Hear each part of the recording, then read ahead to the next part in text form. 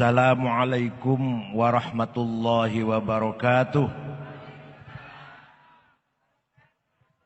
Bismillah, alhamdulillah, wassalatu wassalamu ala sayyidina wa maulana wa syafi'ina wa habibina Muhammad Rasulillah wa ala alihi wa sahabatihi wa man tabi'a sunnatahu wa jama'atah min yaumina hadza ila yaumin nahdah.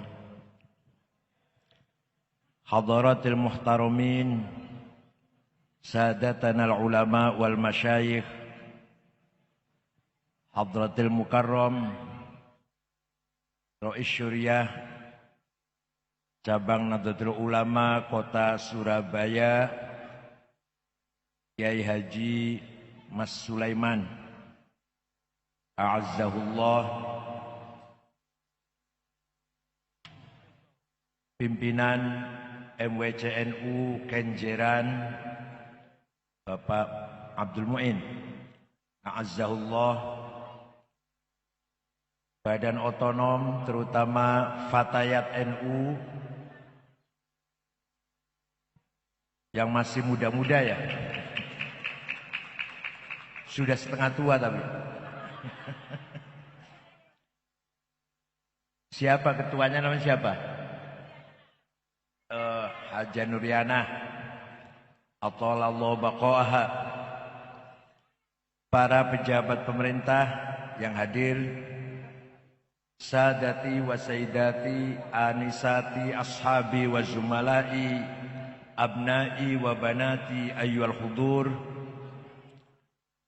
Pada malam hari ini kita berkumpul di halaman musola Nur Latifah. Gak usah ada hanya musola, gak usah musola, buang, hanya buang. Musola, jangan ada hanya. Dalam rangka pelantikan sekaligus halal bihalal atau silatul arham yang diadakan oleh pengurus anak cabang Fatayat NU Kenjeran. Seperti kita ketahui semua bahwa Nahdlatul Ulama akan muktamar yang ke-33 di Jombang dengan insyaallah tanggal 1 sampai tanggal 5 Agustus, dibuka oleh Presiden, ditutup oleh Wakil Presiden.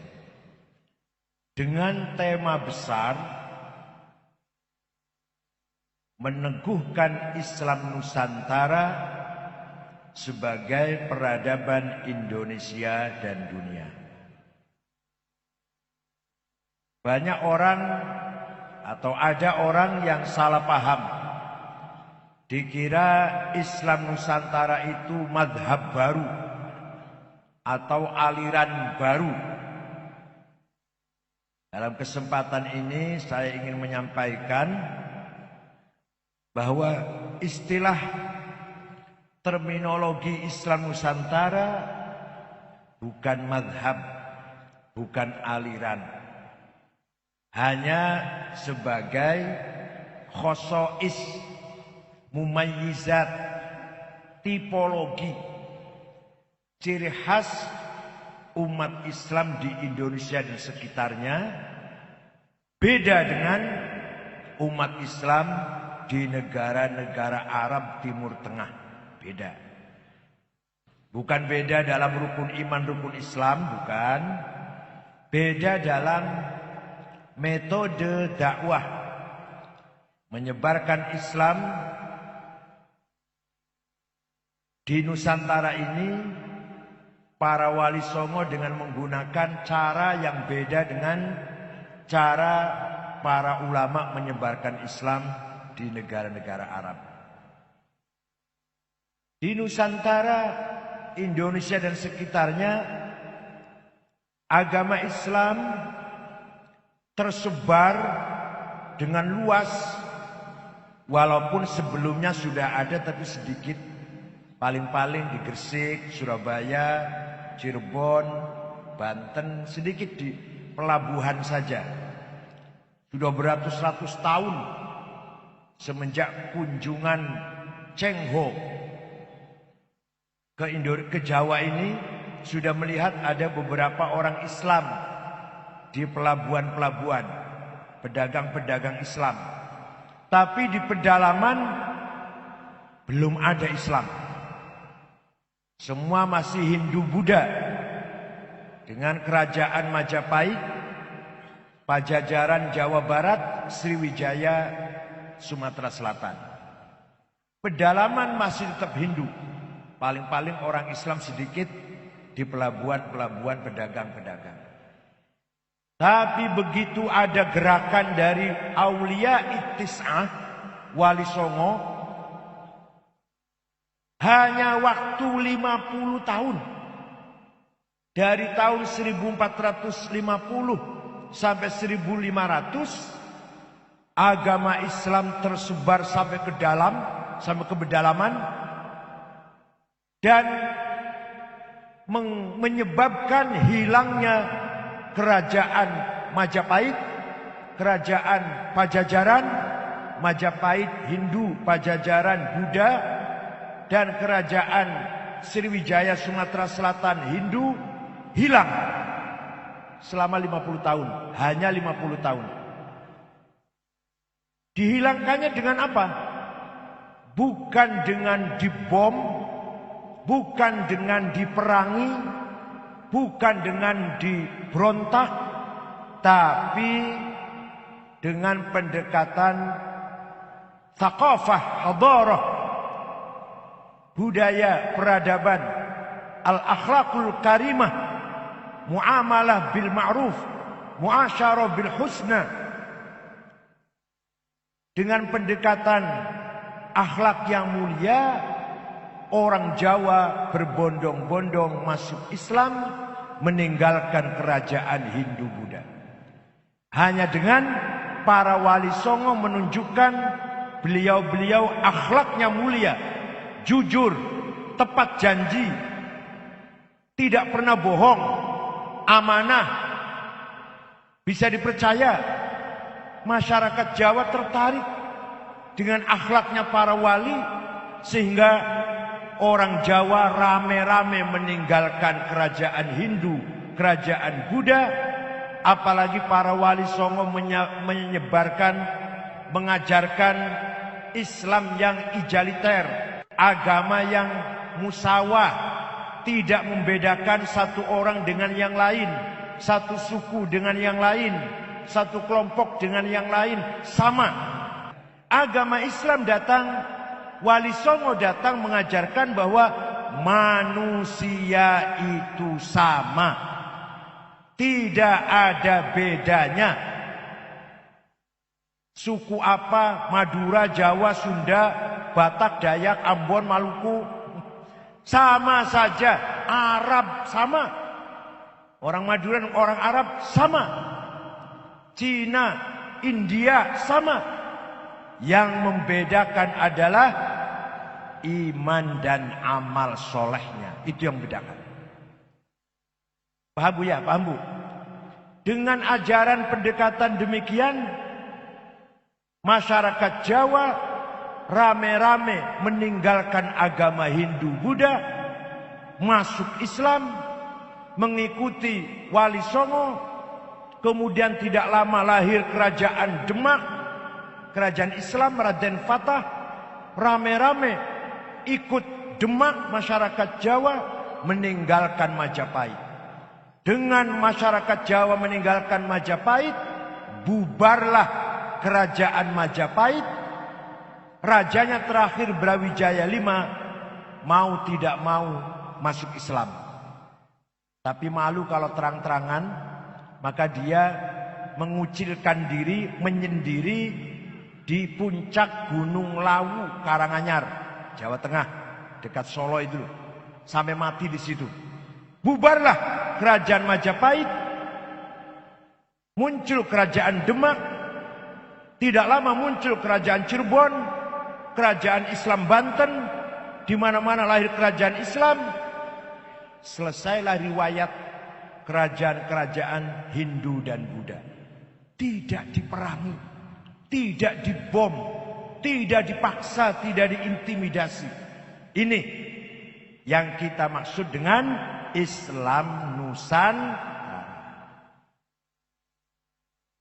Nah, Nahdlatul Ulama sekarang dan seterusnya akan berjuang menjaga, memelihara, melestarikan Islam yang seperti ini.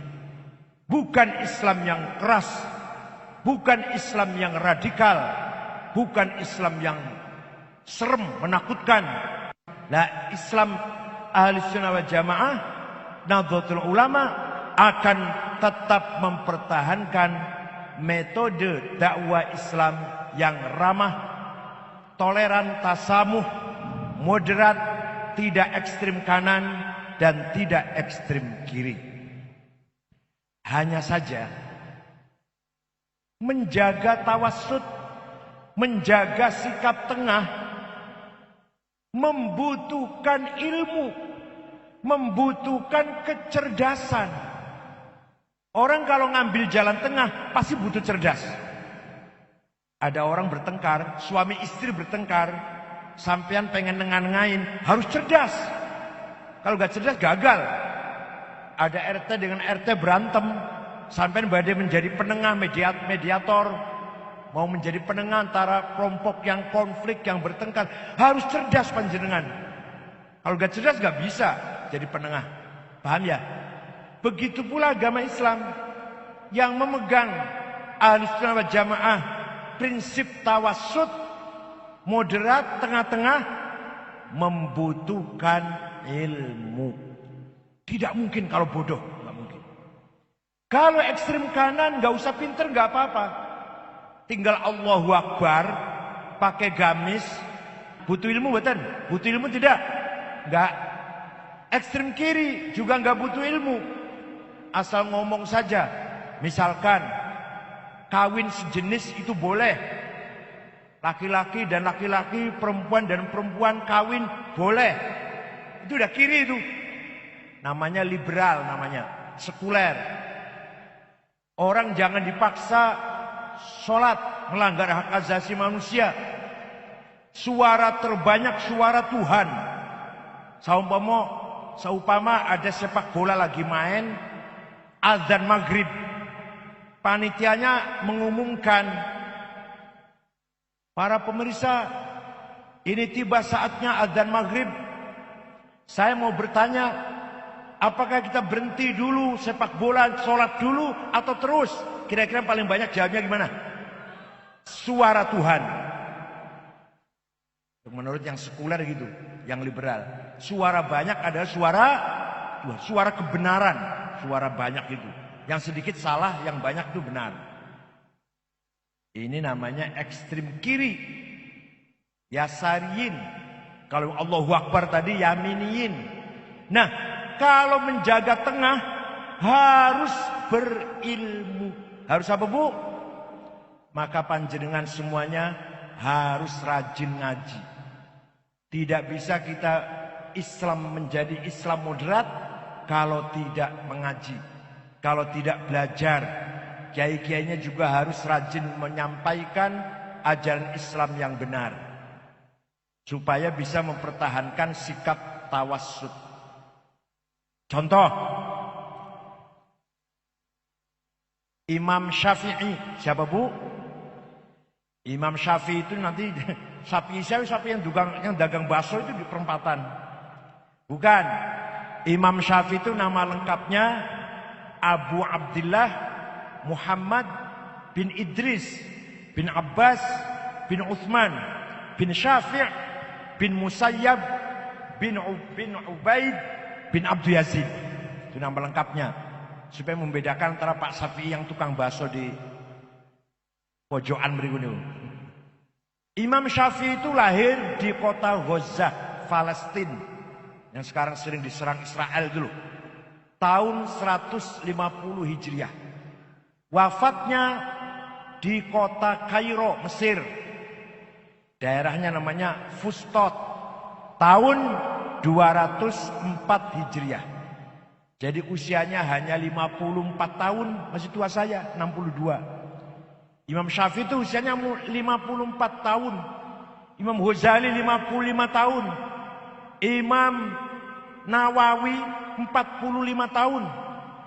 Bapaknya Gus Dur Kiai Wahid Hashim 39 tahun usianya. Jadi ada orang usianya pendek tapi jembar. Ada orang usianya panjang tapi sempit. Hanya lumayan suara satu, kalau pilkada itu lumayan lah. Suara satu. Nah. Menurut Imam Syafi'i, Pak, Bu. Menurut Imam Syafi'i, kita beragama Islam tidak cukup kalau hanya Quran dan hadis saja. Belum cukup, gak bisa. Tidak bisa kita beragama Islam hanya berdasarkan Quran dan hadis saja. Terus harus apa lagi? Kata Imam Syafi'i, Quran, hadis, dan akal. Akal harus ikut campur. Nah, akal itu ada dua. Kalau akalnya ulama kumpul musyawarah, kemudian mengeluarkan hukum, namanya ijma'. Apa namanya? Konsensus. Kalau akalnya ulama dewe-dewe sendiri-sendiri tanpa berkumpul, ulama Madura, ulama Jakarta, ulama Sulawesi, mengeluarkan pendapat menggunakan akal, namanya kias. Apa namanya? Analogi. Kias pun ada 9 macam. Aulawi, burhani, istiqra'i, mantiki, jadali, tamthili, khitobi, dan syi'ri. Nanti saya contohkan nanti. Kenapa kita berislam tidak cukup kalau hanya dengan Quran? Nih penjelasannya Bu, Pak. Quran berulang kali perintah sholat. Aqimus sholah, aqimus sholah, wajib sholat, wajib sholat. 60 kali ada itu. Kalau enggak sholat neraka. Tapi Quran tidak menjelaskan berapa kali sholat itu. Enggak ada di Quran. Namanya sholat itu apa namanya? Enggak ada di Quran. Jadi kalau ada orang pidato khutbah, mari kita kembali Quran. Semua ada di Quran. Goblok. Semua dari Quran. Cukup dengan Quran. Gak usah kemana-mana. Semua ada penjelasannya dalam Al-Quran. Ini orang ngaji Qurannya belum hatam itu. Gak tahu kalau di Quran itu gak, nama sholat saja tidak ada. Di hadis ada. Adanya di hadis. Qala Rasulullah SAW, furidat alaikum khamsu maktubat. Diwajibkan kepada kamu sekalian sholat 5 kali. Loh, ngomong 5 itu loh hadis. Quran betul wonten. Di Quran nggak ada sholat yang wajib 5 kali. Nggak ada penjelasan di Quran. Adanya di mana? Namanya al-zuhur, wal asr, wal maghrib, wal isya, wal fajar. Itu namanya sholat. Hadis bukan Quran. Jadi kalau ada orang mau belajar sholat, hanya pegang Quran saja, bisa enggak? Bisa tidak? Ini baru contoh sholat, belum yang lain-lain, ini baru contoh satu sholat saja. Ya, hadis Rasulullah menjelaskan sholat itu 5 kali, namanya zuhur, asar, maghrib, isya, fajr atau subuh. Hadis pun, Rasulullah pun tidak menjelaskan syarat-syarat sahnya sholat. Syaratnya orang sholat harus Islam, baligh, berakal, suci dari hadas sogir, hadas kabir, suci dari najis badan, pakaian dan tempat, harus masuk waktu. Ada hadisnya itu yang begitu urut begitu. Gak ada. Rukunya sholat 14, arkanus sholati arba'ata asyar. Rukunya sholat 14. Takbiratul ihram, an-niyah, al-qiyamu berdiri liman istata'a bagi yang mampu. Qiraatul fatihati fi, baca fatihah ketika berdiri. Ar-ruku. Gak ada di hadis. Paham gak Pak? Paham tidak Bapak? Nah terus dari mana? Kita tahu sholat yang seperti kita lakukan itu dari mana itu? Bukan dari Quran, bukan dari hadis. Praktek sholat kita itu bukan dari Quran, bukan dari hadis. Dari siapa? Ijma'ul. Jawab. Ijma'ul. Berani taruhan leher saya dipotong dengan apa? Celurit tadi. Kalau ada orang belajar sholat dari Quran dan hadis, kalau bisa, potong leher saya kalau bisa. Gak bisa kalau hanya Quran dan hadis. Ada orang pergi haji di hotel, tinggalnya di hotel. Tanggal 8 atau tanggal 9 lah. Diangkut ke Arafah, Muzdalifah, Mina, kan gitu ya. Menjalankan wukuf, mabit dan romyul jamarat. Ada orang, saya nggak akan ikut rombongan. Saya nggak akan ikut pemimpin rombongan ustadz atau mutawif.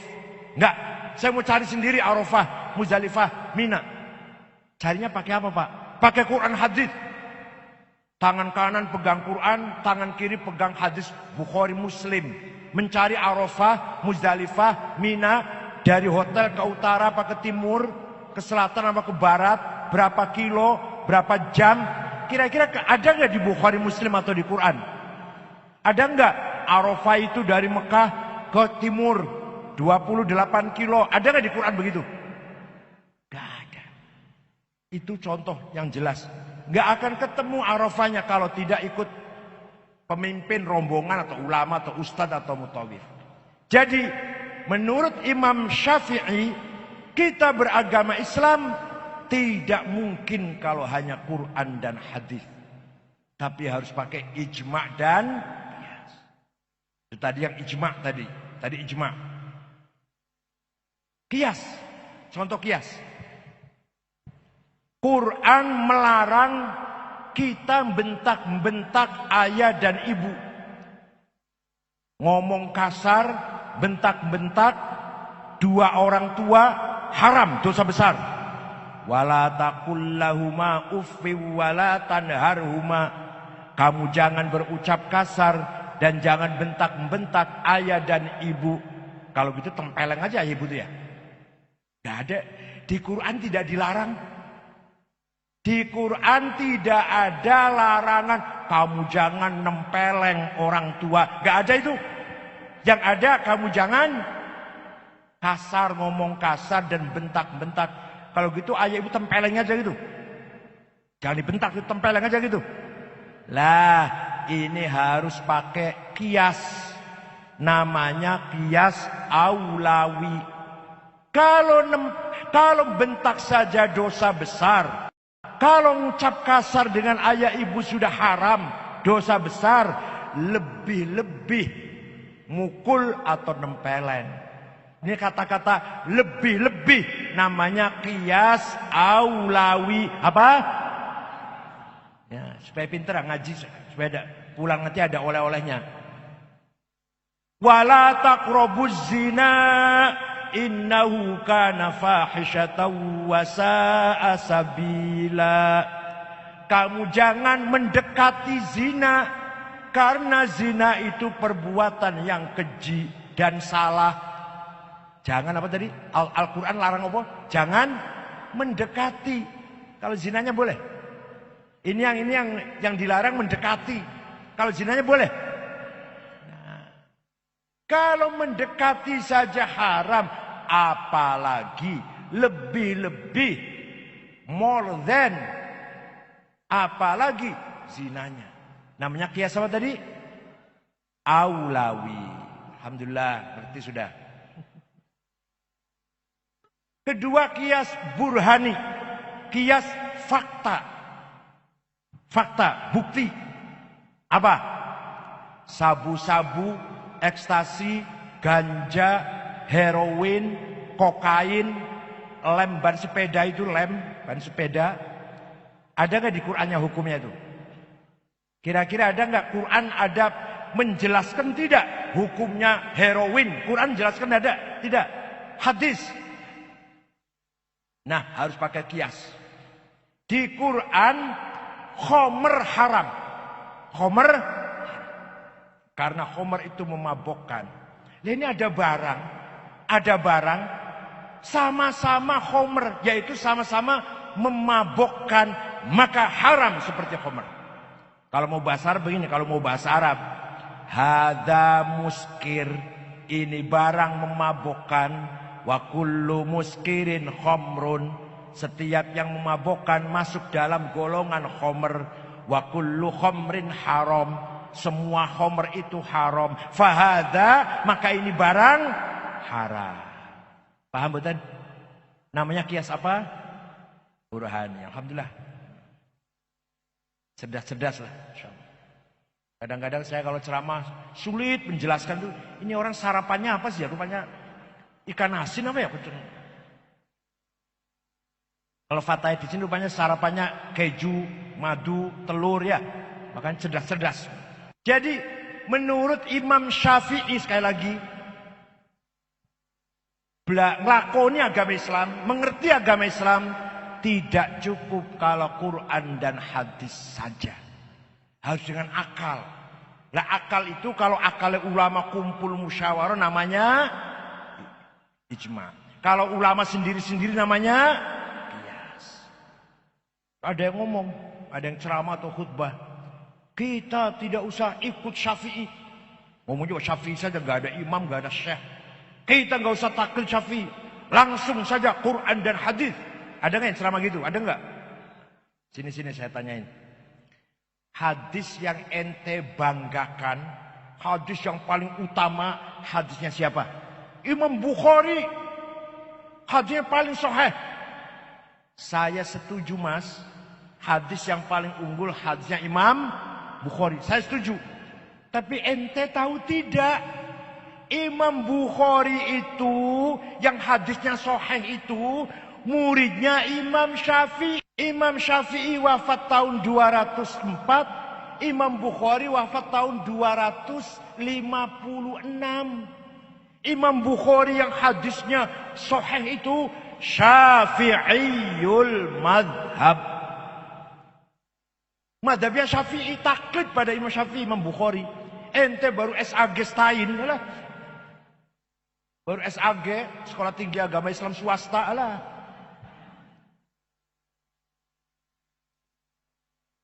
Ya sudah, hadisnya Turmudi, Imam Turmudi. Imam Turmudi itu muridnya Imam Ishaq bin Rohaweh. Ishaq bin Rohaweh muridnya Imam Syafi'i. Hadis Abu Dawud. Abu Dawud itu muridnya Imam Ali bin Hasan. Ali bin Hasan muridnya Imam Syafi'i. Aduh. Imam Syafi'i muridnya Imam Malik bin Anas. Imam Malik bin Anas muridnya Imam Rabi'atul Rai. Rabi'atul Rai muridnya Imam Kharijah. Imam Kharijah putranya sahabat Zaid bin Thabit. Sahabat Zaid yang muridnya Rasulullah, sahabat.